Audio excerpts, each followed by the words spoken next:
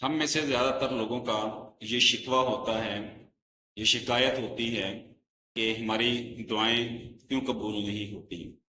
دعا کیسے قبول ہوتی ہے، اس کا طریقہ کار ہمیں ہمارے پیارے نبی حضرت محمد صلی اللہ علیہ وآلہ وسلم نے سکھایا ہے، لیکن بدقسمتی سے ہم میں سے زیادہ تر لوگوں کو اس طریقے کا معلوم ہی نہیں ہے۔ ایک روایت ہے کہ ایک غزوے کے دوران پانی کی قلت پیش آئی، بہت دنوں سے بارشیں نہیں ہو رہی تھی، تمام کنویں جو ہیں وہ خشک ہو چکے تھے۔ صحابہ کرام رضوان اللہ علیہم اجمعین نے آپ صلی اللہ علیہ وآلہ وسلم سے درخواست کی کہ آپ صلی اللہ علیہ وآلہ وسلم دعا کریں کہ اللہ پاک بارش برسا دے۔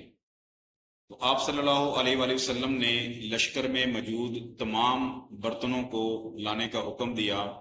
تو صحابہ کرام رضوان اللہ علیہم اجمعین نے عرض کی کہ یا رسول اللہ صلی اللہ علیہ وآلہ وسلم، تمام برتن خشک ہو چکے ہیں، لیکن آپ صلی اللہ علیہ وآلہ وسلم نے پھر ارشاد فرمایا کہ جتنے بھی برتن ہیں وہ تمام سامنے لائے جائیں، پیش کیے جائیں۔ حکم کی تعمیل ہوئی تو لشکر میں موجود تمام برتنوں کو اور مشکیزوں کو سامنے لایا گیا، تو حکم دیا گیا کہ اس میں سے جتنا پانی ہو سکتا ہے وہ نکالیں۔ تو تمام مشکیزوں کو ایک برتن کے اندر نچوڑا گیا تو آدھا پیالہ پانی نکلا۔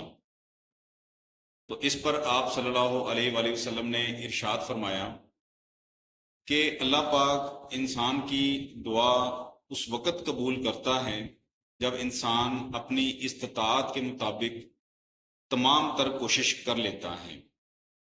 تو یہ ہمارے لیے ایک بہت بڑا سبق ہے کہ ہم لوگ بھی اپنی زندگی کے اندر دعائیں مانگتے ہیں، لیکن اس دعا کے پیچھے ہم دیکھتے ہیں کہ ہماری کیا ایفرٹ ہے، کیا کوشش ہے۔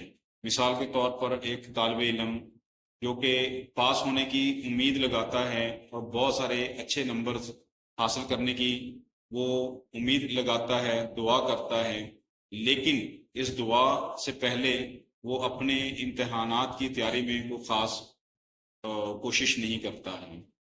اس کے علاوہ اور بہت ساری ایگزامپلز ہیں، بہت ساری مثالیں ہیں جو ہماری زندگی میں ہمارے سامنے آتی ہیں کہ ہم بہت ساری چیزوں کی خواہش رکھتے ہیں، بہت ساری چیزوں کی تمنائیں رکھتے ہیں۔ تو اگر ہم کسی چیز کی دعا مانگتے ہیں تو ہمیں یہ دیکھنا چاہیے کہ اس دعا سے پہلے کیا ہم نے اپنی تمام کوشش کر لی ہے۔